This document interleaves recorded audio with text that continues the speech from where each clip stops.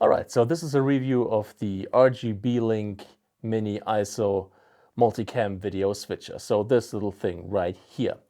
I'm gonna off the cuff this whole video, but still there's a bit of method to the madness. 3 parts. Part number 1, I'm gonna give you a quick overview of all the stuff that I'm using right here that I have connected to the RGBLink Mini ISO. So all the individual parts, all the connections, and how it comes together. Part number 2, we're going to check out the interface and especially the in and outputs. And part number 3, I'm going to show you the software side of this, how the stream is set up, how you can set up a camera, how you can set up your audio, how you can set up your transitions, your picture-in-picture presets, and your stream. Okie dokie. Quick overview, quick selling points to give you a first idea.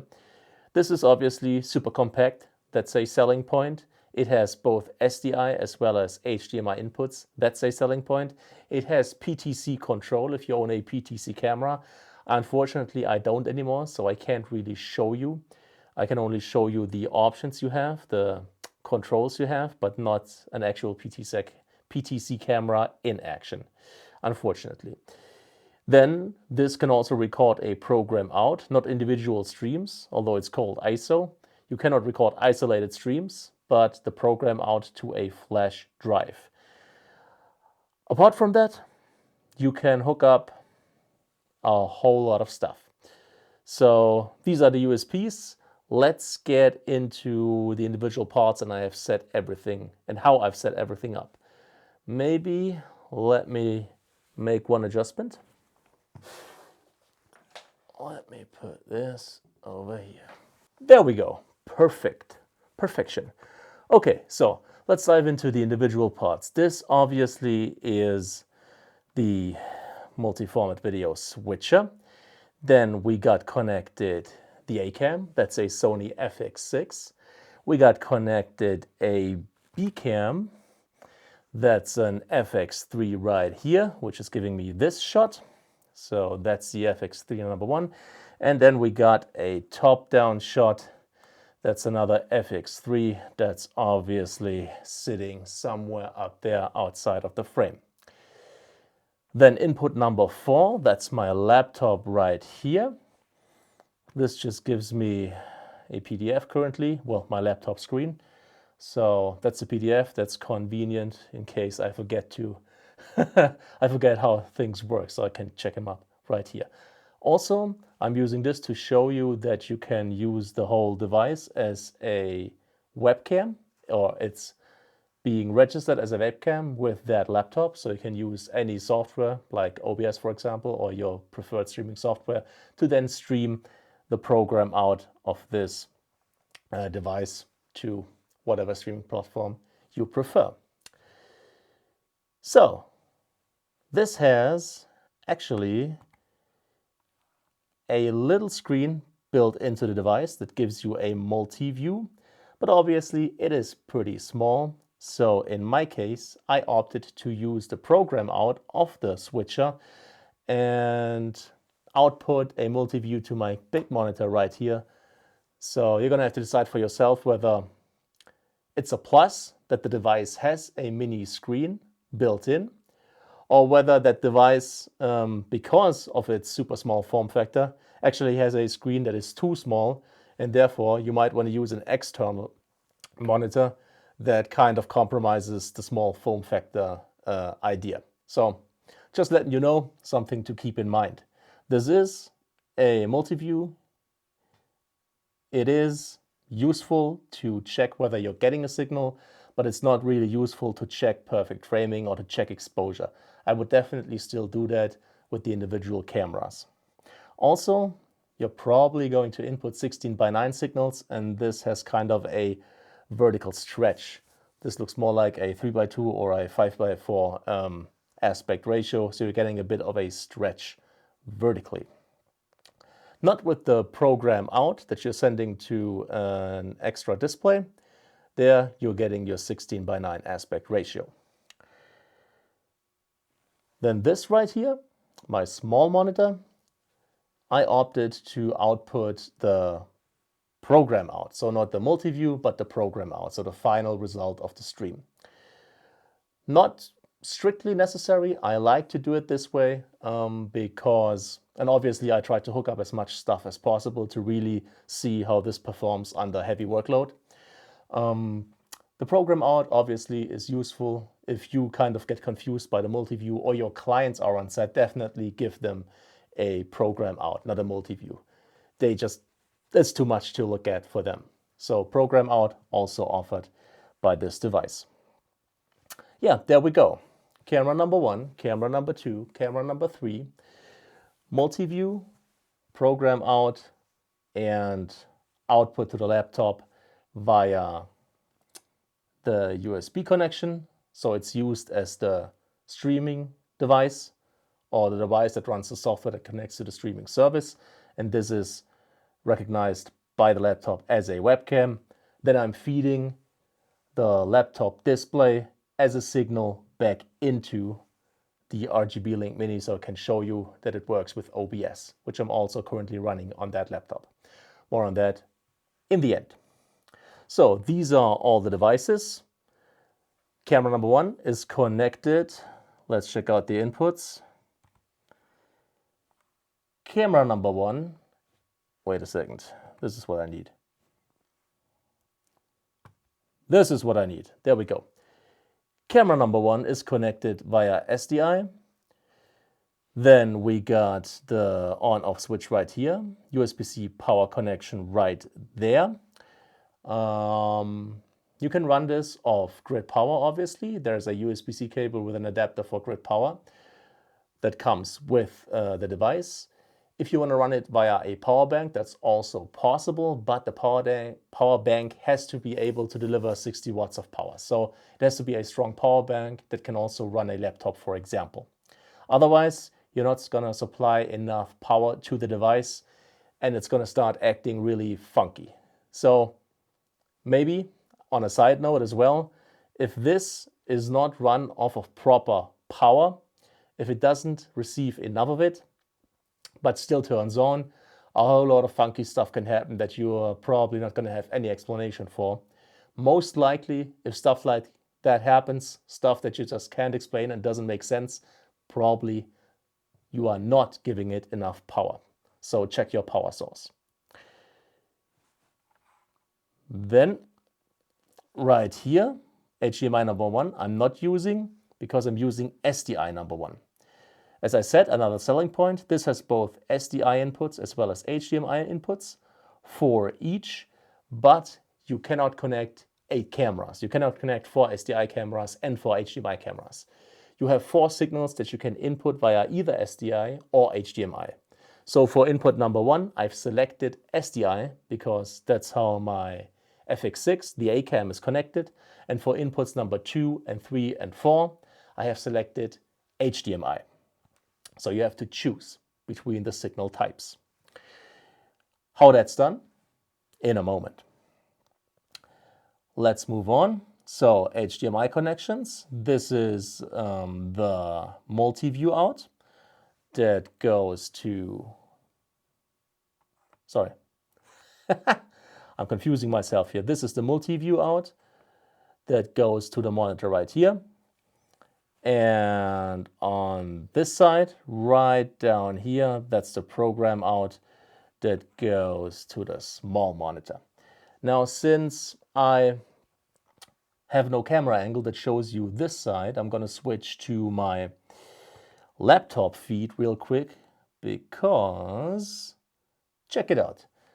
There's the PDF, the manual that shows you this side of the RGBLink Mini ISO that I can't show you with my cameras. So right here, there's 2 audio inputs, 3.5 millimeter. This is a 3.5 millimeter input. On the right side, you can hook up a microphone, an audio source. On this side, you can hook up a monitoring device, which currently I'm using. This is my monitoring headset and it's connected to exactly this slot right here. But if we zoom in, you could also, I hope you can see it right here, hook up a headset that also has another microphone. And on top of that, let me check out how I can show you this. The device also comes with an adapter cable that splits another or one of the inputs into both a mic and a headset input. So technically you can hook up two mics. One where I have currently hooked up my monitoring headset, and another one on the other side, which you could then use to also hook up monitoring again. So this cable comes with the device itself. Then we got stream control. So this is where you hook up your Ethernet cable if you want to connect this to a network. Now, I have not connected it to a network right now. In this scenario, you would use the laptop to connect to a network via the laptop's Wi-Fi. So I can use this as an access point and I don't have to configure anything here because this is already pre-configured. The network knows the laptop and it's just gonna be hassle-free to connect to the internet via the laptop. You could use an Ethernet cable, connect this to a network, and obviously if you had an NDI license registered, you could do a whole lot of stuff that absolutely you couldn't do if you used the laptop version. NDI is a powerful protocol for combining different live streams and live streaming in general, but you have to buy a license, and I don't have one, but this definitely offers it. So you can combine, you can load other streams that are currently going on into this device if you want to do a cross-streaming kind of setup, or if you just want to tap into other streams. So that's possible with NDI, and it's possible with the RGBLink Mini ISO. I'm not going to do that in this video though. Okie dokie. Let's wrap this up. Record. So that's a USB connection. Currently I am using a flash drive that I'm currently recording the program feed to. What you have to know is two things. You have to format the device that you're using to record on this RGBLink Mini ISO for it to be registered. And I think it's not recognizing anything above 2 terabytes. If I'm wrong about that, I'm going to show you right here. But I think I'm correct. All right. Then there's the webcam out. So this is what I'm using to connect the device to my laptop. So it's recognized as a webcam. Below that is the program out. I've already told you about that. This one's connected to my small monitor and gives me the program feed. All right, that wraps up all the inputs and outputs. Now let's take a look at the user interface. There we go. Okay.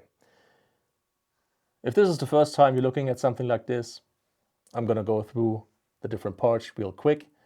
If this is not the first switcher you're looking at, well, you can skip this part, I guess. I've used chapter marks, so if you're interested in a specific topic, definitely use those. Now, let's start on the left side up here. This is a zoom rocker for PTZ camera control. This button starts or stops the streaming. This button starts or stops PTZ control and is also used to use the PTZ controls, which are the zoom rocker and this little joystick right here, to, well, fine-tune. I'm not sure if fine-tuning is the word I would use. I'll let you be the judge of that when I get into this. But let's say for the moment, this is used to fine-tuning picture-in-picture macros. How that's done, later on. Then this right here, this is audio. Audio input number 1, 2, 3, 4. Mics that you connect right here on this side, and monitoring. This is not only monitoring. It's a bit counterintuitive because this little blue icon right here shows headsets. This is actually also the master volume. Yeah, probably you should remember this as master volume, because if you mute this,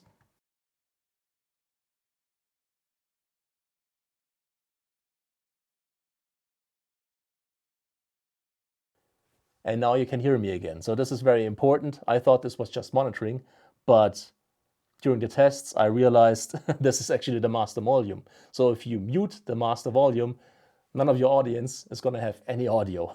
So that's important to note. And same thing here. If you press it, now it's muted.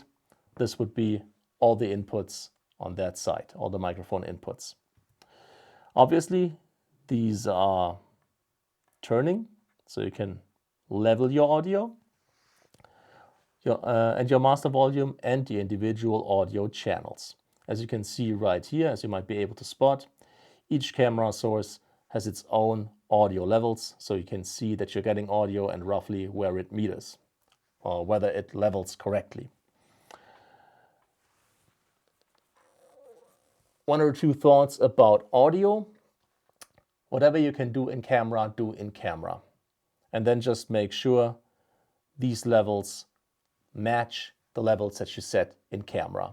Because usually the pregains inside the camera are better than the pregains in such devices. Only if the pregains inside a camera, which would make the camera really crappy, are really bad, divide the volume gain between the camera and the device.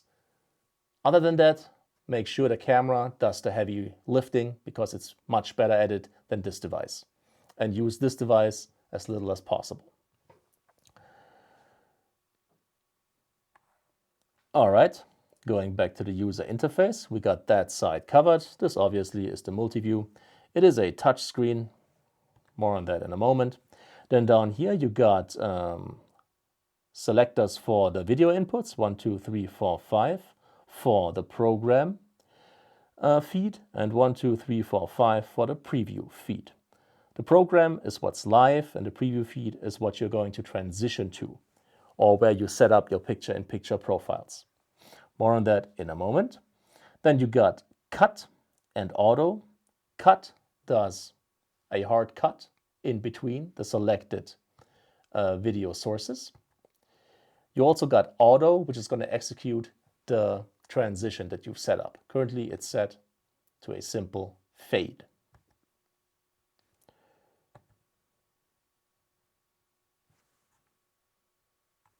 Let me go into the menu. I have to set up the fan speed, and I have to set it to auto because this is really getting hot. Yeah, I've set it to manual. Yeah, let's cool this down. There we go. So this is unfortunately audible because the fans are a bit loud on full tilt. But currently it is necessary because this thing does have a very small form factor, so it's going to get hot quickly. And if you run this for an extended period of time, you definitely have to either set the fans to full blast, which is going to make them audible, or if you set it to auto, sooner or later, the thing will upregulate the fan speed to full blast. Now, if you're doing a stream like I'm doing right now, that can be a problem. You're going to have to either be okay with it, or you're going to have to insert some kind of noise reduction into the signal chain somewhere. Most likely, the best place to do that is the audio device that you're using to get your audio. Now, that would be something like a mix pre with a live plugin, but that's pretty expensive, 3 times as expensive as this whole contraption right here. The best other way would be a software solution. So maybe so maybe in OBS, use a plugin for noise reduction to clean the audio track, the program out before it goes to your viewer to alleviate some of the fan noise that you're getting from the RGBLink. Now, if you're doing a live stream purely as the operator and the active mics are far away from you, no problem whatsoever. Okay, let's go back here. Now, this is the joystick for PTZ camera control. This is a so-called T-bar that allows you to do the transition manually, so however slow or fast you want. And the T-bar also allows you to, well, stop mid-transition, which neither the cut, obviously, or the auto button allow you to do. I don't know in what circumstance this would be useful, but just to let you know, this is the only way you're going to get an effect like this. Then up here, that's a turn dial that you can also push. That's for menu navigation. This is the menu button to enter and exit the menu. And A and B, this is for setting up picture-in-picture, which I'm going to show you in a moment. And that's basically the layout. All right. Next up is going to be how to set up a live stream once basically the cameras, the lights, the audio has been dialed in inside the camera, the studio. This is how you combine it all to basically make it happen. So let's jump right into that. Let's enter the menu. Now, as I said, this is a touch screen, so you can actually use it as such, but it is a pretty tiny screen. Depending on the angle that the light hits it, you might actually see all the smudges you're going to create. So every once in a while, you're going to see me use the touch screen if menu navigation via the turn dial or via the dial that you can also push up here is too difficult or too inconvenient. But most of the time, I'm going to use the dial because I don't want smudges on the display. Okay, let's enter. First submenu is input. So I'm using the dial to select it, push, and enter. You can see all the inputs. Input number 1, 2, 3, 4 is SDI or HDMI. And if you enter it, you can select whether it's an SDI signal or an HDMI signal. So input number 1 is SDI, so that's why I selected SDI. Input number 2, HDMI. Input number 3, HDMI. Input number 4, HDMI. Input number 5 could either be an NDI decoder. So if you have hooked this up to a network and there's other streams or other streaming devices running on that network and you have an NDI license, you can pull in any of those streams and use them as an input. I have neither hooked it up to a network, nor do I have an NDI license, but this is what NDI and hooking it up to a network would enable you to do. You could draw on many other streams and implement them into this one. So technically, you could have another 4 different signals and input them via NDI.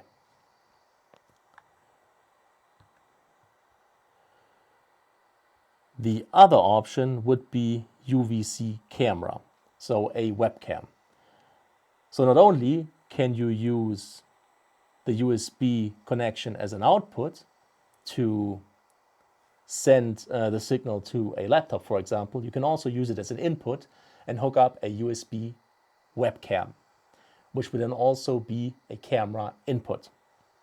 Then, of course, you would have to use the Ethernet connection to send the stream to a network to then stream it to a platform. If you do that, again, you can hook up a webcam instead of making this a webcam and outputting the signal. So these are the 5 inputs. Next up is audio. So let's enter this menu. So we have inputs number 1, 2, 3, 4, and 5 for the 4 SDI, respectively HDMI inputs, the NDI stream or UVC webcam input. Then we got mics number 1 and 2. These are the ones that you can hook up right here. And mic number 3 is reserved for, well, a dedicated wireless mic that's been produced by RGBLink specifically for the RGBLink Mini ISO. I think it's called AI wireless mic. I'm going to show you right here what I mean. I don't own that mic. They wanted to send it, but it never made it to Germany. So mic number 3 would be this specially designed wireless mic from RGBLink. Now, there's different options for each audio input. Obviously, you have to make sure that you're getting audio because SDI, for example, doesn't carry audio. HDMI does. A webcam USB signal most likely does if the webcam has a microphone. Now, in my scenario, I only have one good audio source, which is this one right here that's connected to camera number 2. The others are internal microphones. The FX6 is running its internal microphone, and the second FX3 up here is also running the internal microphone or recording with it. So these really don't sound as good as this one. So in my scenario, I want this one to always be the audio source, independent from what camera I'm using for streaming. So independent of the program feed, I only want this mic to always be my main audio. How do I set this up? I go to input number 2 because I know this is where my good audio comes from. And I'm setting that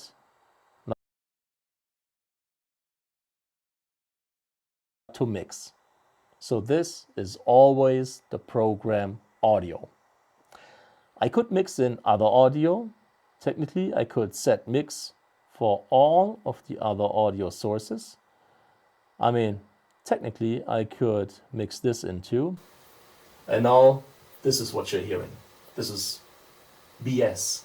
This is the internal microphone of the top-down shot. So the one that's giving you this.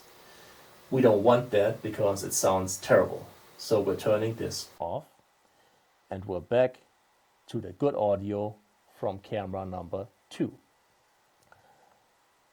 But basically, the takeaway here is all the audio sources you want to go into the program feed, set them to mix. All the audio sources you do not want, turn them off. Now, there's another setting called audio follows video. In a different scenario, where maybe you're filming 2 people in an interview, you always want their audio when they are visible. So the camera that films them usually has their audio connected to it. So when you switch the cameras, you also switch the audio. If you want that, you can turn on audio follows video for these cameras. Let's check out how that would work. Let's say the 2 cameras I want to switch in between is camera number 2, my good audio, camera number 2, my good audio, and let's say, for argument's sake, it's camera number 3, my top-down shot, with in this case the bad audio, but let's assume that's still what I want to do, switch in between those. So I know the audio sources I want is the audio source of camera number 2 and the audio source of camera number 3. So here's how to set it up. It's rather simple. This is the dial for number 2, and this is the dial for number 3. And right here, these are the audio follows video buttons. If I turn audio follows video on, watch what happens.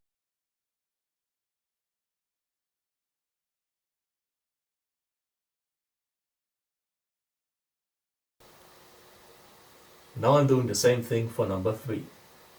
And now if I switch between those cameras, you're going to hear the audio switching.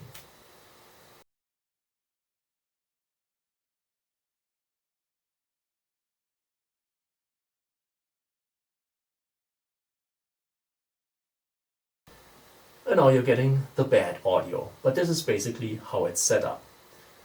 Now let me undo this.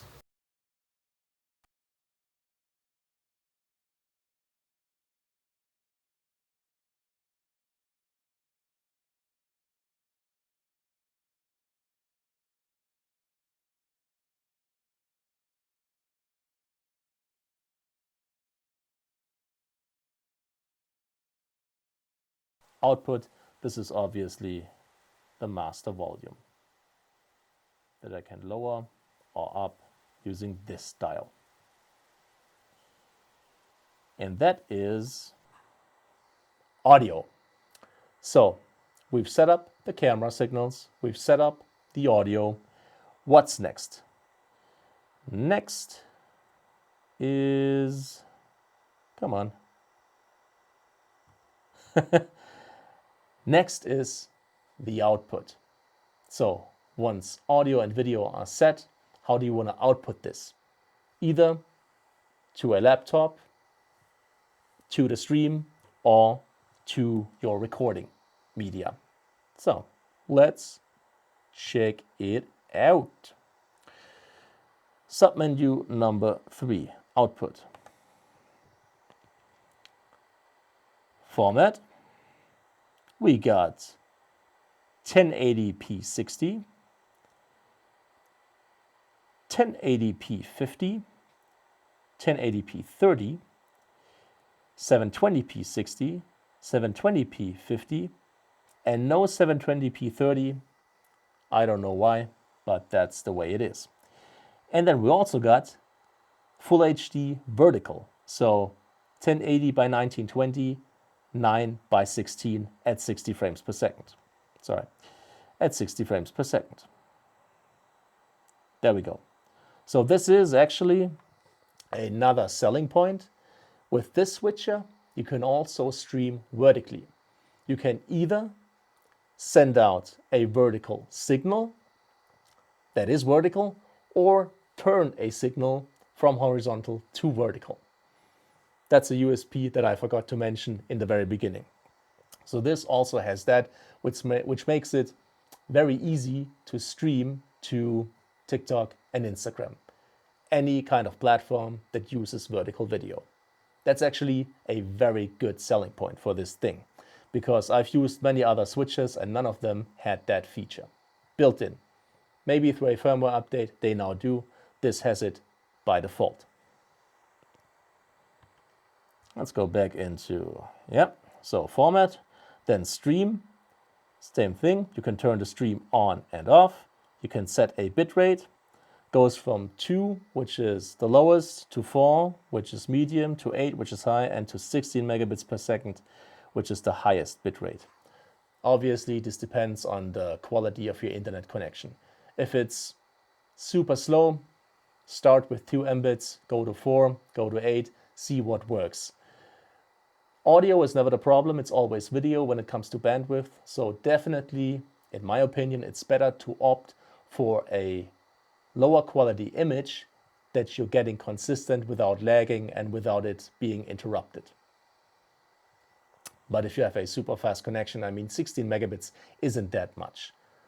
If you're in if your country has halfway decent internet, and Germany's internet sucks, everybody knows that, you're cool with 16 megabits, which is a good quality stream. Again, entering this. Entering stream. Then mode, again, you can set it either horizontally or vertically.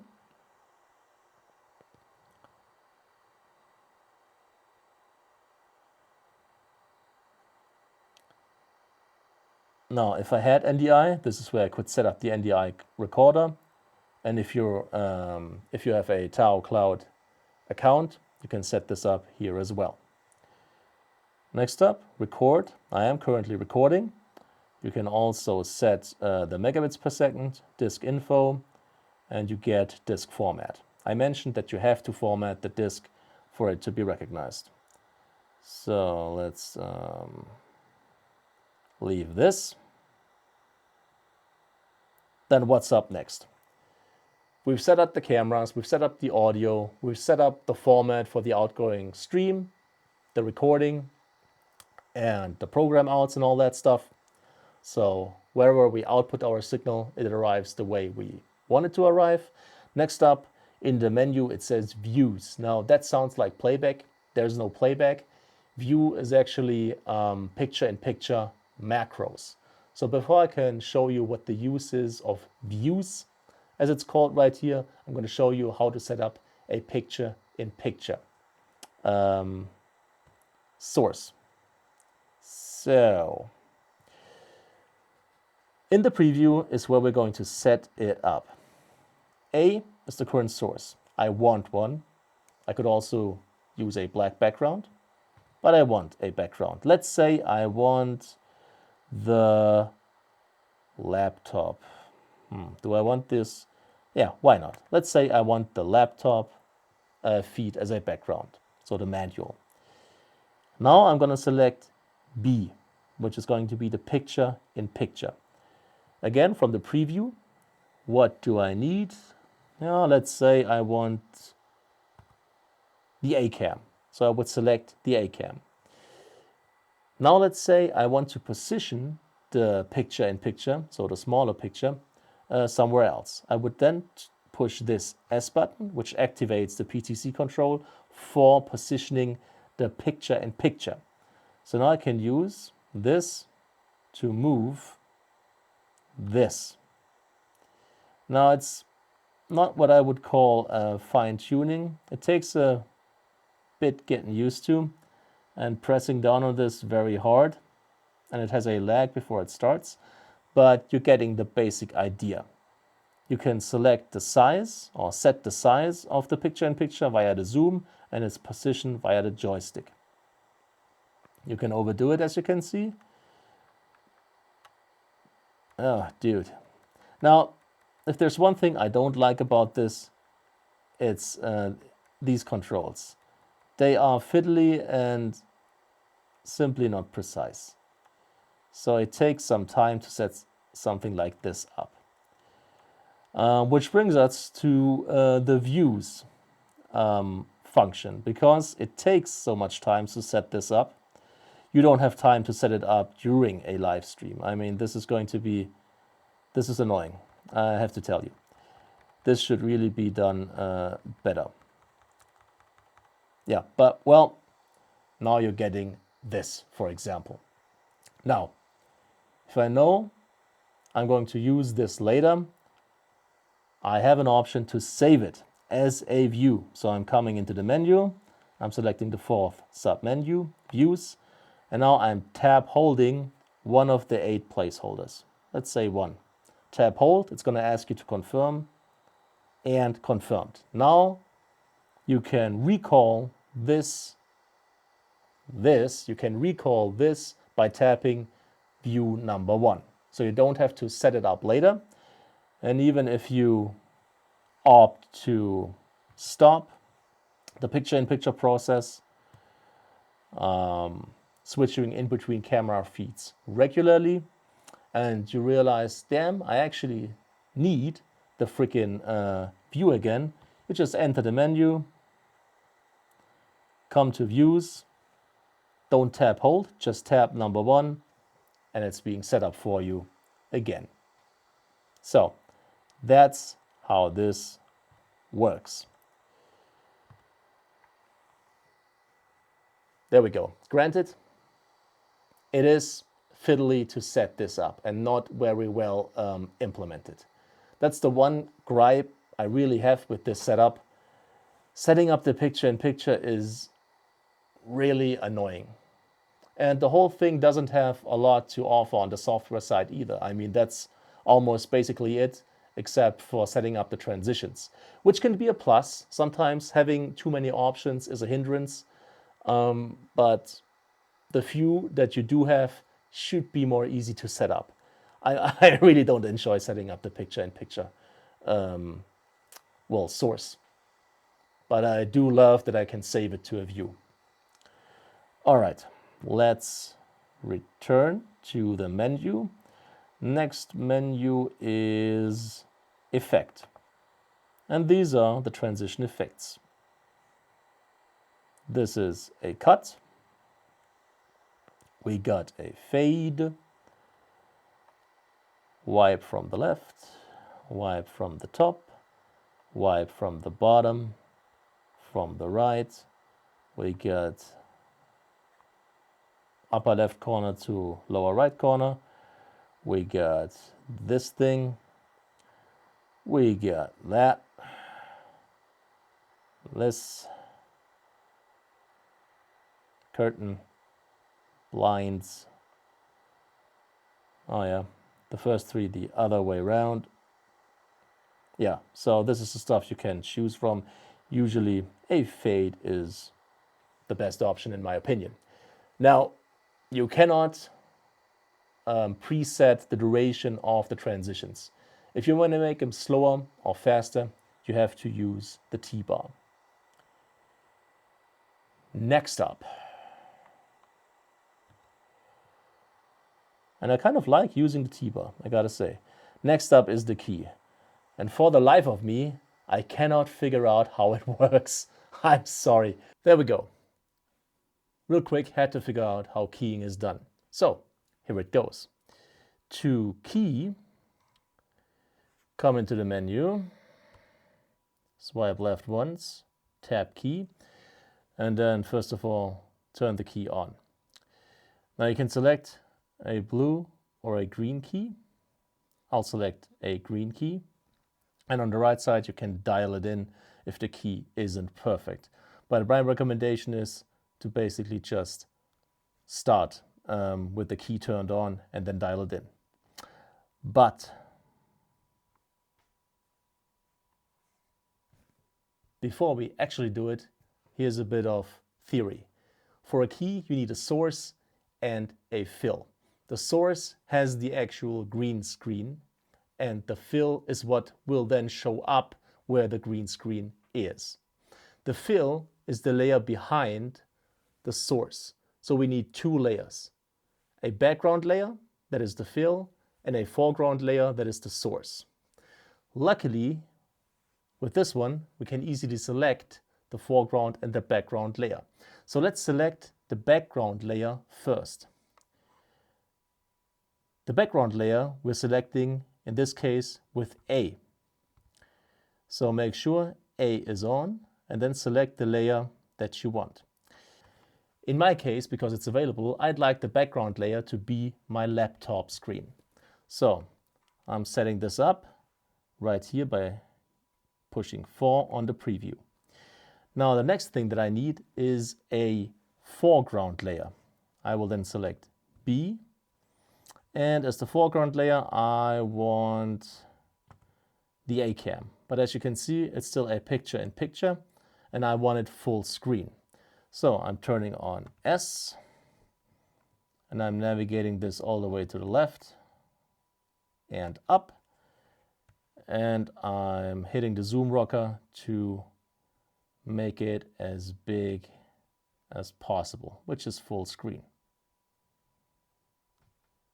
All right, now we've set up the background layer, which is the laptop, and the foreground layer, which is my camera number 1. Let me reposition this real quick. Yeah, there we go. Now all that we need is a green screen material. And I'll just put this green towel, not the professional option obviously, but again, it'll do for demonstration purposes.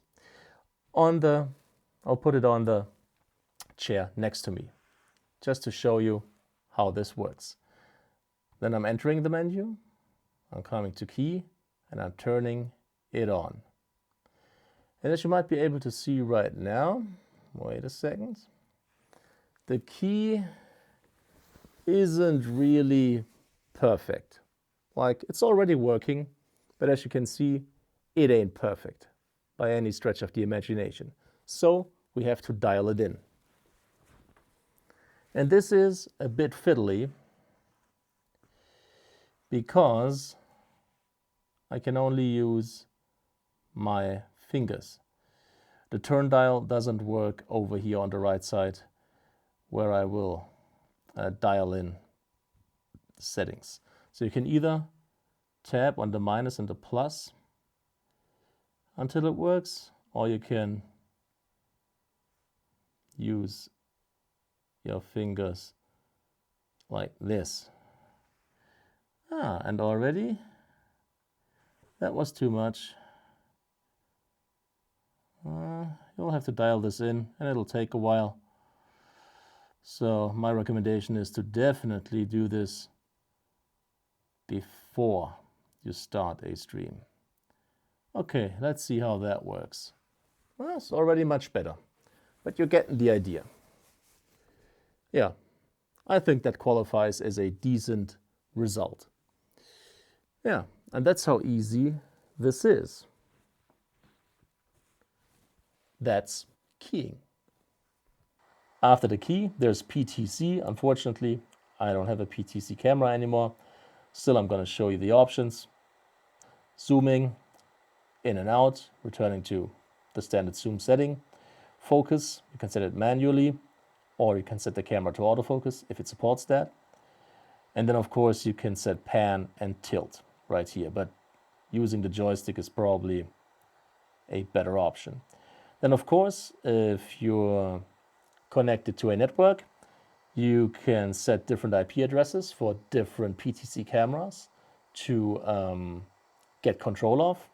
You have, I think, 5 different, let me see, yeah, 5 different options or inputs for an IP, a port, and you can obviously enable the whole thing or disable it if you're accessing it via the network. And you have the speed, I think, at which it moves. I'm pretty sure that's the speed. Yeah, and that is PTZ Control. Next one, settings. We have a lot of stuff here. We have the language. It's either Chinese or English. The device version to check whether your firmware updates have worked or not. On the topic of firmware updates, you have to be connected to a network to draw that update. I'm pretty sure you can also download an update file, place it on the flash drive or the storage media that you're using, and update it from there.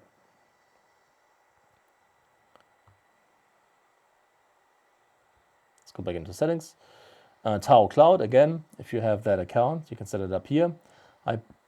IP setting, that's for when you're connected to a network, which I'm currently not. Time setting, power on configuration, I guess you can draw central time from the network you're connected to by enabling this. You can also set regular time right here, year, month, day, hour, minute. I'm honestly too lazy to do that. Then we got fan speed. Yeah, it cooled down considerably. Again, you can set this to auto and let it do its own thing. Once it gets hotter, it's going to up the fan speed and the fan noise is going to increase. You can also set it to manual, but be careful. If you set it to manual because you're doing some sound-sensitive work, always check right here how hot the device gets. And once you start to smell burned plastic, definitely either turn on the fans or turn off the thing completely. It does get really hot because it has such a small form factor. Don't underestimate that. Definitely don't. This can damage your device. Then you can set it to manual, of course, which I have done right here, and set the speed in between 1 and 5. I mean, for 5 is pretty audible. 1 and 2 should be no problem. 3 is debatable. 4 is audible, and 5 is definitely audible. Totally depends on how sound sensitive your work is and how close the active mics are to this device. Again, if you're doing a stream like I'm doing right now, the mic being like, I don't know, 2/3 of a foot away, fan speed or the fans on speed number 5, definitely audible. Definitely, most definitely. You're probably going to have to battle with that or find some solution, like noise reduction on the software side, for example. Or do a lot of short streams instead of one long stream. No, just kidding. Yeah, so let's wrap up the settings. T-bar correction, very simple. To calibrate the T-bar, push T-bar to top, turn on, push T-bar to bottom, turn on, and the calibration is correct. That's how easy that is.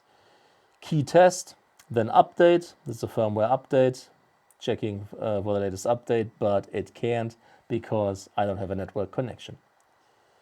Then, of course, there's the reset. There's not too much to set up wrong, except if you get lost in all the IP connection settings, then obviously a reset is a very good idea. Okay, that's it. So let's wrap up this video. I hope I gave you a good idea of the functionality of the RGBLink Mini ISO. Enough so that you can assess whether this might be a device that you should look into or not, depending on what you're looking for. Again, the selling points: you can opt to stream vertically. That's pretty cool. You have PTZ Control. That's unusual. You have SDI and HDMI. That's pretty cool. And you have a multi-view on the device itself. On the other hand, on the software side, there's not too much to talk about. It's pretty under-featured, I think. Other devices have much more options. I mean, setting up the picture-in-picture is a hassle. There are no lower thirds, for example. So a firmware update that extends the functionality on the software side, I think is needed here, because the competition has more to offer. Then again, if you don't care about all of this stuff, to be honest, if you're doing a lot of that in your streaming software on the PC side, for example, and you don't need it right here, you much prefer something that just has a lot of inputs and outputs, all the ones that you need, that is a workhorse that you can just connect signals to, and it works, and it's simple, and you need PTC and all that stuff. This is a pretty cool setup, because you do have SDI and HDMI, as I said, and PTC control, and you can record a redundant file onto the flash drive. So that's all pretty cool.